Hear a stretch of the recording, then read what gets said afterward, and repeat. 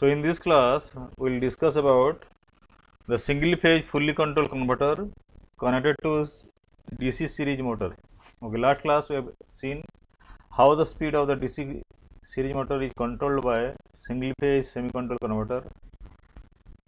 So the limitation of the semi converter will be overcome by single phase fully controlled converter. So in case of single phase semi converter, okay, so then we can achieve only the one mode, that is in the motoring mode we will get, okay, because the voltage polarity and the current directions are not changing. But in this case, in case of single phase fully controlled converter, okay, it will operate in both the modes, in motoring mode as well as the generating mode. So let us start actually here. So this is the circuit diagram of single phase fully controlled converter, okay, fed to the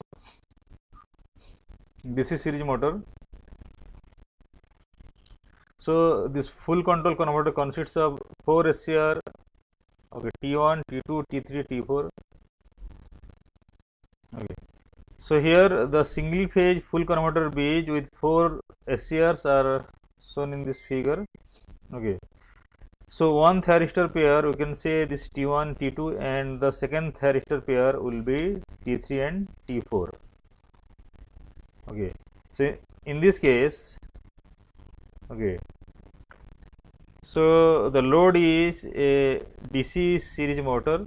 So where the armature windings and series field windings are connected in series.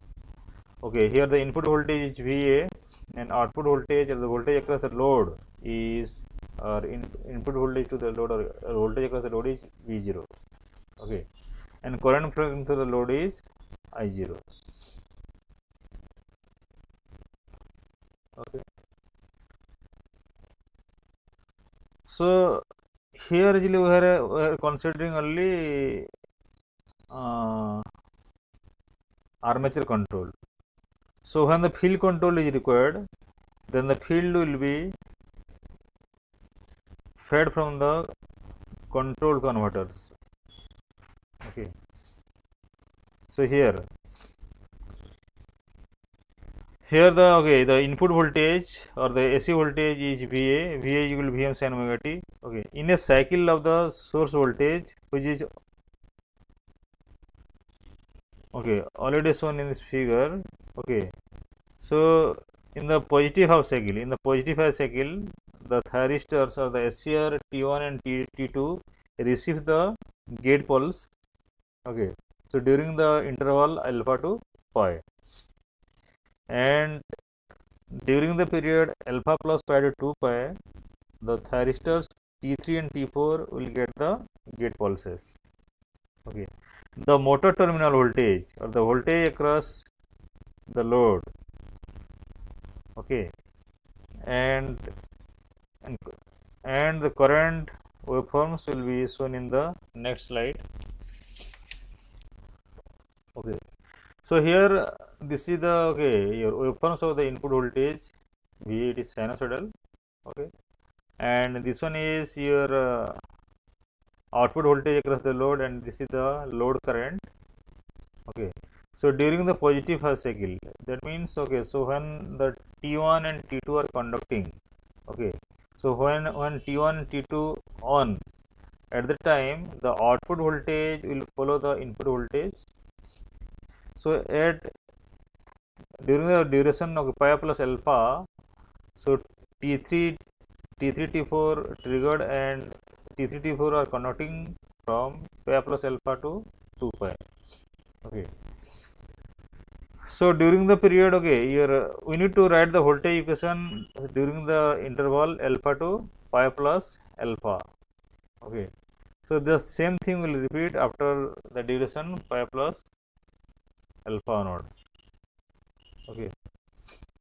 So in this case, we'll get the both the modes, motoring mode as well as generating mode. So during the period alpha to pi, okay, the voltage magnitude, okay, the voltage is positive, and current is positive. So the power will flow in one direction. That means the power will flow from the source to the load side, and during the period of pi to pi plus alpha, so the voltage polarity is going in the reverse direction, that is voltage is negative, voltage negative and current positive. So the power is negative, so the power will flow in the reverse direction. So this is the regeneration process. So here you will get the both the operation, motoring operation and generating operation. Okay. So next we will derive the voltage expression. Okay. So during the period alpha to pi plus alpha, okay, so we can write down the instantaneous voltage. Okay, so VA equal to IARA plus LA dI by dt plus EB. Okay. Then we'll find out the average value of the output voltage or the voltage across average voltage across the motor or the load V0 equal to 1 by pi integration of alpha to pi plus alpha Vm sin omega t. So after the integration, substituting the lower limit and upper limit, we will get the average value output voltage is 2 Vm by pi into cos alpha. Okay. So now actually from the after equating the similar terms, we will get this equation. Okay, IARA plus KIF IAN plus KRS into N equal to 2 root 2 VA by pi into cos alpha. So this is your okay. So we can express this maximum value into RMS value. That's why I can write here 2 root 2 VA by pi cos alpha. Okay.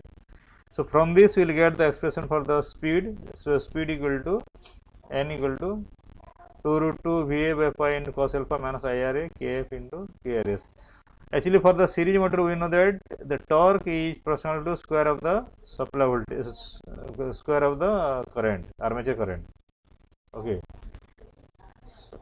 So actually, okay, by using that, so then we will get the expression for the torque using this one. So here one thing you can see that the torque is a function of the firing angle. So based on this equation, you can draw the torque speed characteristics.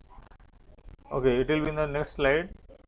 So for the various value of firing angle, alpha equal to 0, alpha equal to 30 degree, alpha equal to 60 degree, alpha equal to 90 degree, you can plot the speed torque characteristics. Okay. So for a particular value of torque, so when the firing angle increases, then the speed decreases.